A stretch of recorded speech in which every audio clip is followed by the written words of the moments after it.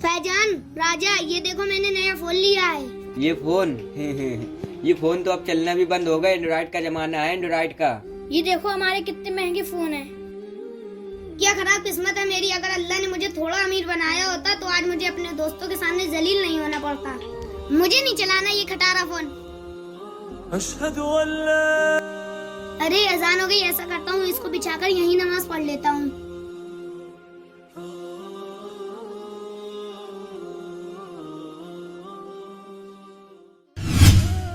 रुक जाओ, क्या ये तुम्हारा फोन है?